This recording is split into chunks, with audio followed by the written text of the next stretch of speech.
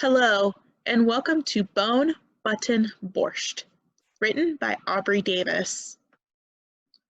One dark winter's night, a ragged little beggar hobbled along a lonely road.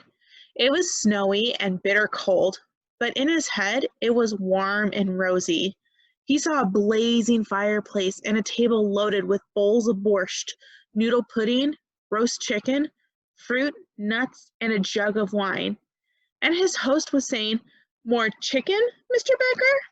And he was saying, "Oh no, I couldn't eat another bite." There is nothing like being a beggar, he thought. Such good it brings out in people. They share, they give, and me, I get a little something too. It's perfect. The little beggar reached the crest of a hill. He peered out through the driving snow into the night. So, where's the town? He asked himself. There should be a town at the bottom of this hill. I can't see it. As he walked downhill, a small, shadowy houses took the shape on his left and on his right. Fine, he said. Now I see the town, but where are the lights? Where are the people? He knocked on a door. Please, a little food for a poor, starving beggar, he cried. A face appeared in the frosty window, then vanished. There were footsteps and silence. The beggar went to another house and knocked. Please help me, I'm hungry and cold. Go away, called a voice from within. Just let me in, for a few minutes even. No, go away. So the beggar moved on, from house to house and door to door, but no one would help him. What is wrong with these people? He wondered. He trudged further down the road. Suddenly, he spotted a thin line of light in the snow. He followed it to a crack in a doorway, pushed the door open, and went inside. It was a synagogue. Thank God for synagogues, he cried and rushed inside. As he warmed himself by the stove, he looked around the room. Suddenly, he spotted a man in the shadows. It was the synagogue caretaker, the shamas. Shalom Aleichem, peace be with you, called the beggar. The shamas did not answer. Strange, thought the beggar. A glimmer crept into his eye, and the corners of his mouth turned up ever so slightly. He had an idea. He grabbed one of the bone buttons on his coat and tugged. Off came the button. Off came two more. And another. And another. Still, the shamas did not speak. But now he was looking at the beggar. Now he was curious. The beggar counted the buttons. There were 5. Oi, if I had one more button, he said. The shamas said nothing. Oi, if I had one more button. Still, the shamas was silent. Oi, if I had one more button. Finally, the shamas spoke. Look, mister, I won't give you a button. Nobody in this town will give you a button. Why not? Asked the beggar.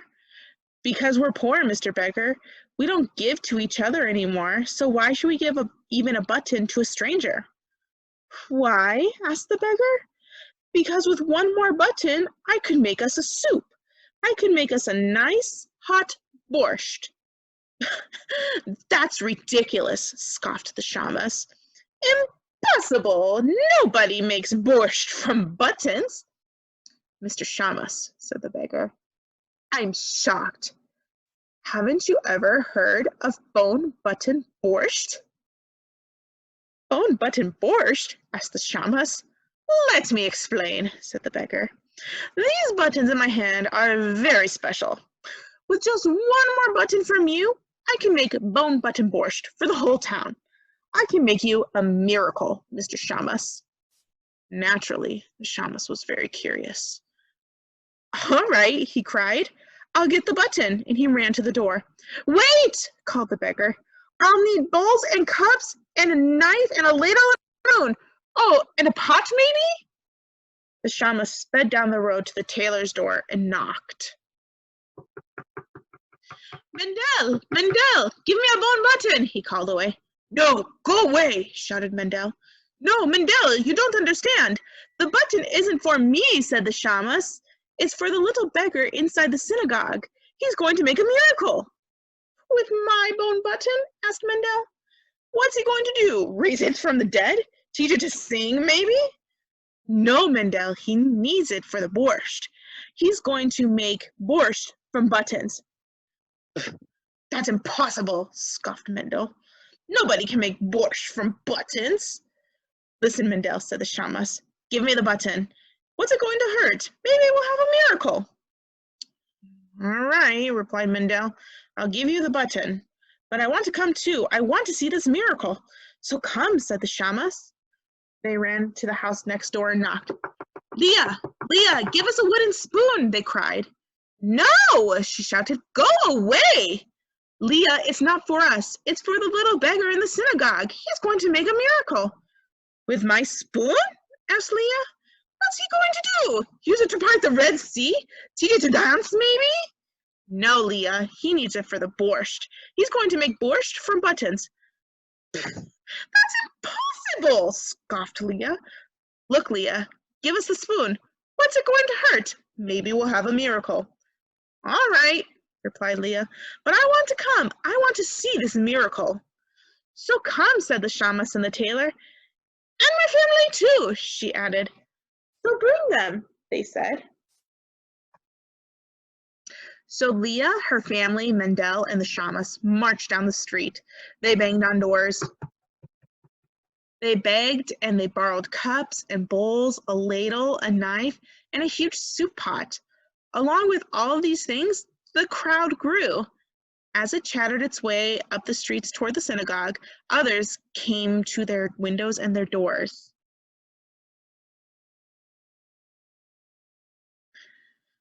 Where are you going? They asked. What are you going to do with that pot? And the people in the street replied, There's some beggar in the synagogue who says he can make borscht from buttons. That's impossible, shouted the people in the homes. But they were curious. So they grabbed their hats and coats and joined the others. By the time the Shamus reached the synagogue, the whole town was with him. The people crammed themselves inside. The beggar looked up and cried, Shalom Aleichem, peace be with you. There was a long silence. Then someone called out, So, Mr. Miracle Man, make us a miracle. You want a miracle? The beggar asked. I'll give you a miracle. Pot, he cried. They put the pot on the stove. Water. They poured in the water. Button. They gave him the button. Plunk, plunk, plunk. The beggar dropped in all the bone buttons.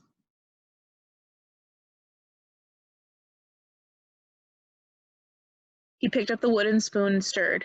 When the pot began to steam and bubble, he spooned out some water and took a sniff. Not bad, he said, but it could be better.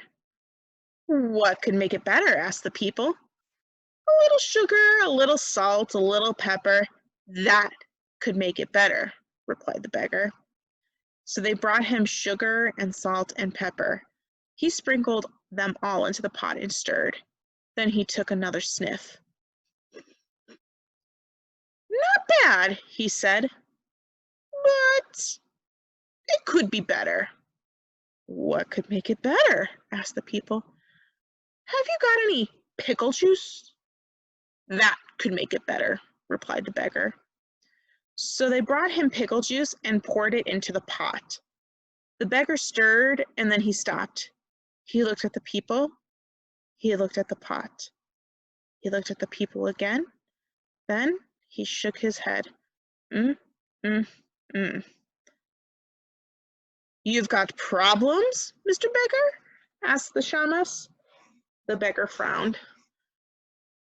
Wait, said the shamus. He ran to the cupboard and brought back a bulb of garlic. Would this help, Mr. Beggar? He asked. Why not? Laughed the beggar.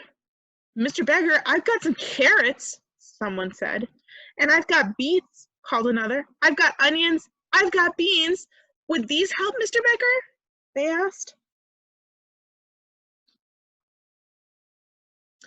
They wouldn't hurt, laughed the beggar.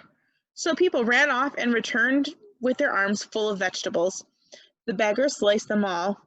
He diced, he chopped, he shredded, and then he dumped them into the bubbling pot, and he stirred the borscht round and round. Do you know what we have here? Asked the beggar. We have a beautiful borscht. That's what we have. A very tasty borscht.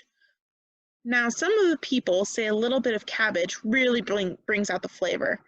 But I say, keep it simple. Who needs cabbage for a borscht? At the back of the synagogue, a woman waved her arms. Mr. Beggar, you want cabbage? I've got cabbage, Mr. Beggar.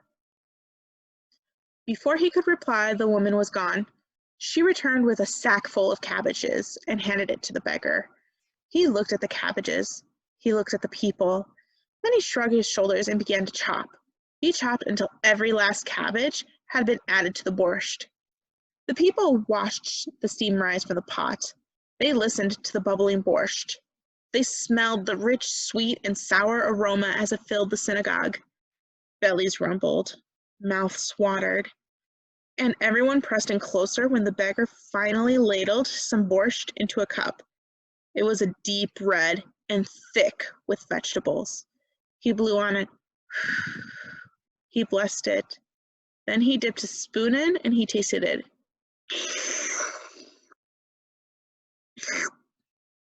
So, Mr. Beggar, how does it taste?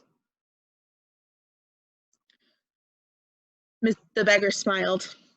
Not bad. Who wants to try some? Everyone in the room rushed forward. They snatched cups. They grabbed bowls. Borscht! Borscht! Borscht! They chanted. The beggar patiently ladled steaming hot borscht into every bowl and cup. Soon everyone was sipping and slurping borscht. Then the people raised their arms. They rolled their eyes toward heaven, and they cried out, Delicious! Perfectly delicious! This is the best borscht we have ever tasted! The little beggar did it! He made borscht out of buttons! It is a miracle! Then, like magic, bread appeared, and boiled potatoes, and a roast chicken and wine. The people ate, and they laughed. They laughed, and they ate. Then they brought out accordions and violins, and they sang and they danced for an hour after a delightful hour. And when the last slurp of borscht was slurped, and the last dance danced, and the last song sung, the shamas invited the beggar to spend the night at his house. The next night, another family took him in, and then another, and another. One day, the beggar gathered townsfolk together to say goodbye. Please don't go, they begged. I must, he said. But your buttons! How can we make borscht without your magic bone buttons? And how can I fasten my coat without my buttons? Asked the beggar. How can I keep warm without the buttons? So they traded the beggar. They gave him brass buttons for bone buttons. Then the beggar left. They never saw him again. The years passed. One by one, the beggar's bone buttons were lost. But it is a strange thing. I wonder, perhaps. The townsfolk learned that they didn't really need the buttons. They learned to make borscht without them. And they learned to help one another without borscht, even in hard times. That was the real miracle the beggar left behind. The end.